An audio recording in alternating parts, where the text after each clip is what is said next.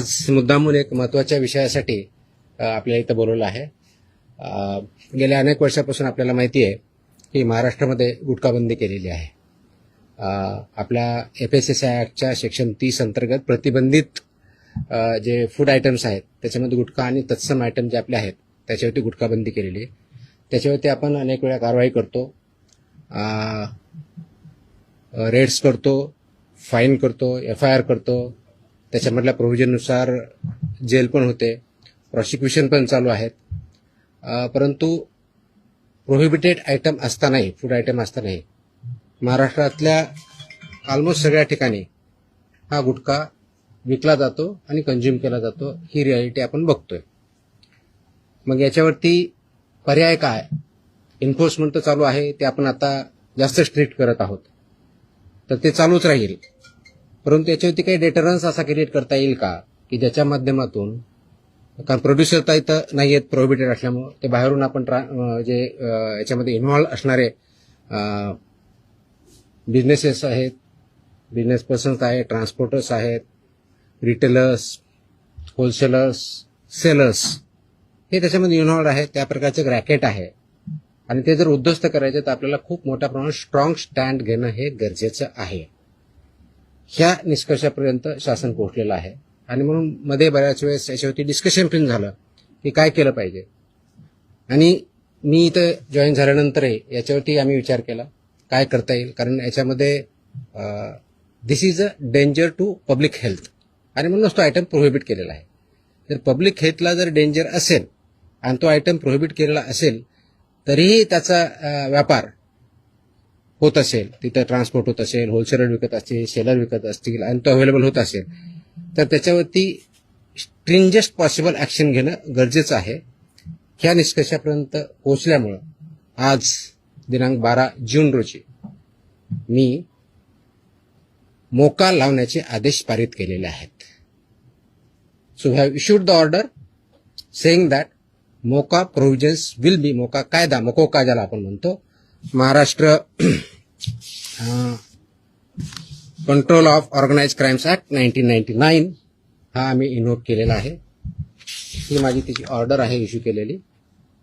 आणि ह्या ऑर्डरच्या अनुषंगाने हा फक्त फूड सेफ्टी ऍक्ट 2006 चे कलम 3, 26, 27, 30, 38, 41, 42, 59, 63, 64 आणि 89 बरोबरच Maharashtra control of organised crimes act 99 चा sections 21D, 21E, 21F, 3, 4, 18, 21 and 23 read with code of criminal procedure 1973 किंवा भारतीय नागरिक संहिता सुरक्षा संहिता 2023 याच्या अनुषंगाने ही ऑर्डर मी आज पास केलेली आहे. एक मिनिट मला बोलू तर द्या, माझं पूर्ण होऊ दे, पूर्ण झाल्यानंतर विचारा ना प्रश्न. सो ही कारवाई करताना हे प्रोव्हिजन्स आहेत. त्याच्यामध्ये ऑथॉरिटी कोणती आहे, त्याचं रॅशनेल काय आहे, कोणत्या क्राईम्सला, कोणत्या ऑर्गनाइज क्राईम मधल्या जी 21D ची डेफिनेशन सांगितलं त्याच्या क्राईम मध्ये हा क्राईम कसा बसतो, त्याच्या ऑथॉरिटी कोण कोण आहेत, ह्या सर्व आपण डिफाईन केलेल्या आहेत. आणि याच्या अनुषंगाने अल्टिमेटली आपण काही ऑर्डर्स, डिरेक्शन्स या माध्यमातून दिलेल्या आहेत. त्याच्यामध्ये ज्या ज्या ठिकाणी हे मोर दॅन वन्स एखाद्या ह्याच्यामध्ये ट्रेड करणारा व्यक्ती, संस्था, आस्थापना असेल त्यांच्याविरुद्ध कंपल्सरी मोका इन्व्होक करायची ही ऑर्डर आहे. त्याचबरोबर सेक्शन 23 ऑफ मकोका ची जी प्रोसेस दिलेली आहे ती प्रोसिजर कंपल्सरी पाळायची हे पण आपण याच्यामध्ये आदेश दिलेले आहेत. त्यानंतर persons and entities against whom MOCOCA shall be invoked are manufacturers and producers of prohibited food products, number 1. Number 2, financiers funding their manufacture, procurement or distribution. Number 3, interstate and intrastate suppliers and commission agents. Number 4, transporters and vehicle operators, including agents who book or arrange transport. Number 5, godown operators, warehouse owners and store managers who knowingly store such products. Sixth, wholesale dealers and distributors. Seventh, sub-dealers and semi-wholesaler agents. Eighth, retail sellers forming part of an identified organized network. And ninth, any other person who knowingly facilitates, abets, conceals or assists any of the above. त्या इतक्या जणांविरुद्ध मोकोका वापरायचे ह्याच्यामध्ये आदेश आपण केलेले आहेत. त्याचबरोबर प्रिझम्पशन ऑफ एलिजिबिलिटी जी आहे ते फक्त याच्यावरती नाही तर प्रिझम्पशन ऑफ एलिजिबिलिटी हे आपण ज्यावेळेस म्हणतो की any one or more of the following is present, ते स्ट्रॉंग प्रिझम्पशन फेवर करणारं मोकोकाला हे प्रोव्हिजन वापरायचं. आणि no officer shall refrain without recording specific return reasons approved by joint commissioner. रिजनचं जे असेल त्याच्यामध्ये की interstate supply chain or manufacture nexus हे आपल्याला वरती न्यायचं प्रिझम्पशन ऑफ एलिजिबिलिटीसाठी वापरायचं आहे. Clandestine godowns, fake labels, dummy firms or forged invoices याच्यासाठी सुद्धा हा वापरायचा आहे. Simultaneous seizures across multiple districts pointing to a common syndicate त्याच्यासाठी सुद्धा वापरायचं आहे. Corruption of enforcement officials or intimidation of informants of witnesses यासाठी आपण वापरणार आहोत. Seizure value exceeding ₹10 lakhs in a single action or ₹25 lakhs cumulatively from the same account or network. आणि financial flows indicating systematic profiteering including hawala और बेनामी channels याच्या सुद्धा आपण ते एस्केलेट करण्यासाठी हे सुद्धा प्रोव्हिजन त्याच्यामध्ये आपण वापरणार आहोत. याची ओरिजिनल ड्युटी आहे ते आपण फूड सेफ्टी ऑफिसरवरती देणार आहोत.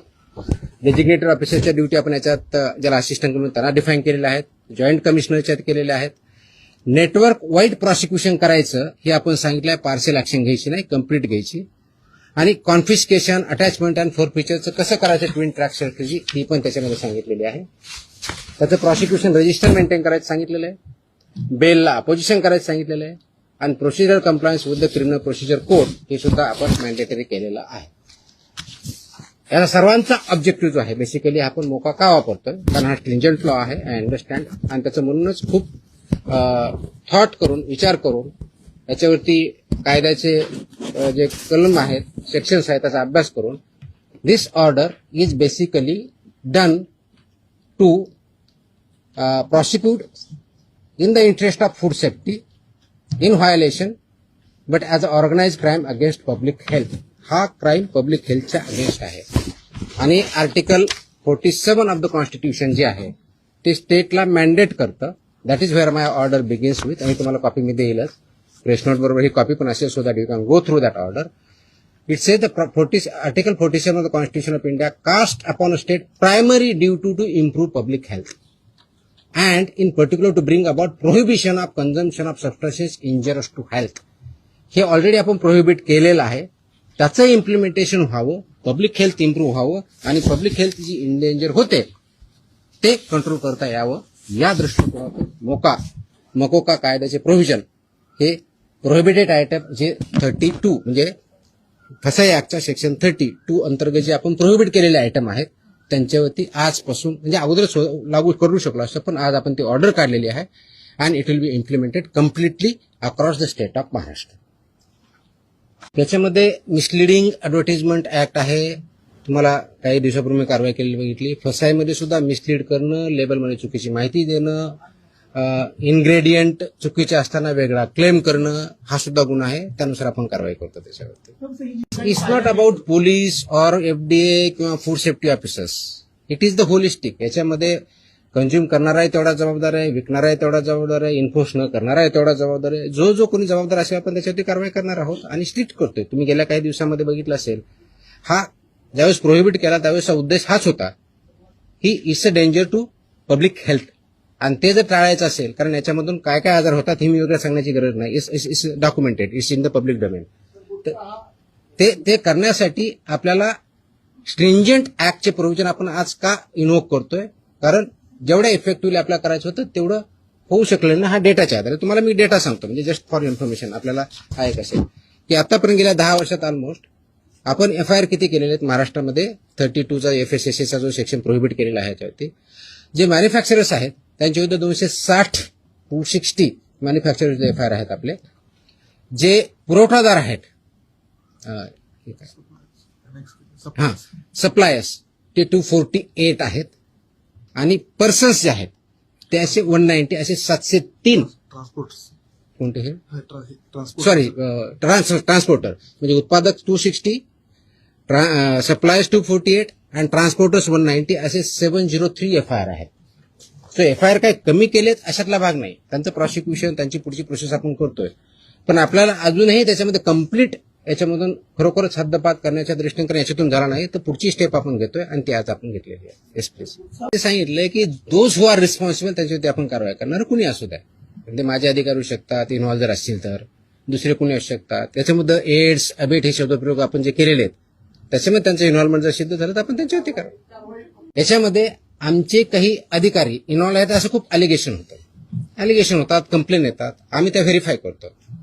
पुढच्या काही दिवसामध्ये असे काही अधिकाऱ्यांचं इन्व्हॉल्वमेंट आहे किंवा नाही याच्याबद्दलचे इन्व्हेस्टिगेशन आमच्याकडे सध्या चालू आहेत. त्याच्यातून जे रिझल्ट येतील ते आपल्यापर्यंत येतीलच. मला धमकी आलेलं कोणी सांगितलं तुम्हाला? नाही, sorry, no sorry, please look at ती जुनी क्लिप आहे, कमीत कमी 10 वर्षापूर्वीची आहे. Look at the clip.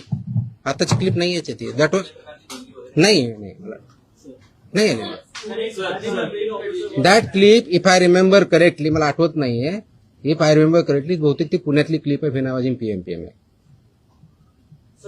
Checkout तुम्ही बघा, ते क्लिप आताची नाही, मला कोणतरी पाठवली, मला कोणतरी विचारलं, मला अशी धमकी नाही आलेली.